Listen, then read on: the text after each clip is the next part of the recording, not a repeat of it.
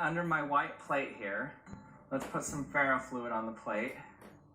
Ferrofluid is made of nanoparticles of iron, and when you apply a magnetic field to them, they follow the magnetic field lines in this spiky pattern here. The stronger the magnetic field is, the closer together the spikes form. So first let me show you what happens when I move a regular magnet near the ferrofluid. You can see it just sucks it up to the magnet. Okay, now let's bring the superconductor up to it. Okay, watch it push the spikes out of the way as I bring it close. That's because it's opposing the magnetic field at first. Now if I were able to get it closer, then it would lock in place and it wouldn't push the spikes out of the way. But if I push it any closer, it's going to go into the ferrofluid.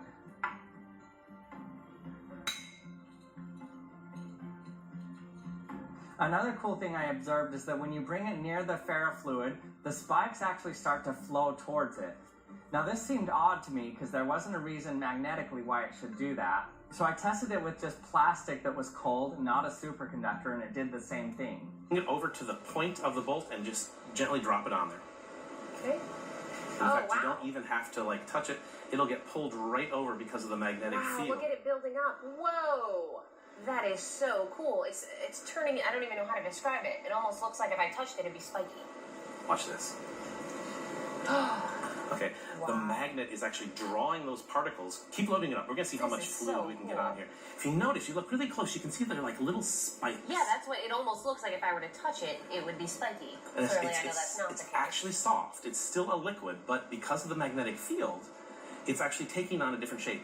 Those little particles are actually little magnets, but they've been coated with a surfactant so they won't stick to themselves. Mm-hmm. But in the presence of a very strong magnet, they'll begin to take on these interesting shapes. Oh, look, it's starting to get spiky even on the threading of the bolt. Yeah. That is super neat. So it's fighting against gravity. The gravity's pulling it down. The magnet's pulling it down. Surface tension is trying to create these interesting shapes. Sure. But so it looks cool, right? Yeah, it looks really very cool. Very cool. What would you use it for is the real question. And so if you have a hard drive with a spinning axis that you want to seal, you can use ferrofluid. You put two magnets around the axle, and the ferrofluid will form a seal around the axle. Or if you want to separate things that are non-magnetic, this is a copper penny. Sure, but we know that it's only partially, not fully copper, right? You're right. It's zinc inside and a little copper on the outside, but in either case, it's not magnetic. Okay, right. Yeah, we know that. It's not going to stick to the fridge or anything like that. How would I separate that out? We can use ferrofluid. So watch this. Load up my little cup with some ferrofluid. Just use the whole container. Like that? You just dump it in? Yeah, just dump it in. It's okay. And if we... Like it? Yeah, that's perfect. If we take the magnet and drop it inside, no great surprise, it's simply going to sink to the bottom. Sure. Here's where things might get a little bit messy. Watch out. Woo! Okay, if I take this super strong magnet and pull it away and put it underneath, whoa!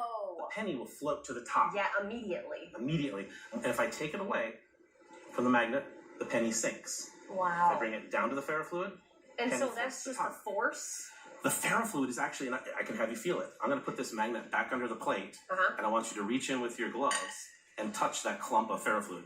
What does it feel like? Describe it. Oh, gel. It feels like a hard, gooey gel, and I can't grab it off here even though I want to. The density of the material has changed in the presence of a magnetic field, and this is one way that recyclers can actually separate non-magnetic or non-ferrous metals from magnetic metals. That is so neat, and yet you can't, I'm trying to even separate it, and it won't work. It feels like Jell-O, it's really weird, but if we do take the magnet away, I'll try not to splash, it goes right back to a liquid. Wow, that is really neat. So then this almost, in theory, can be reused as well. The actual... It can, yes, absolutely. Yeah. Wow. There's even some talk of using this sort of nanotechnology to target drugs. So if we attach a specific drug to the nanoparticles here, we could put it in an entire body and it would all be dilute. But if we target an organ with a strong magnetic field, we can actually cause all of the drugs to go to that one location. So in theory, if you needed maybe a heart medicine, they didn't want going elsewhere. In theory, yes. There could be a magnet used so that we could... You could target that stuff using the tiny nanoparticles, and then take the field away. It disperses throughout the body, and you're fine. So it's something people are working on.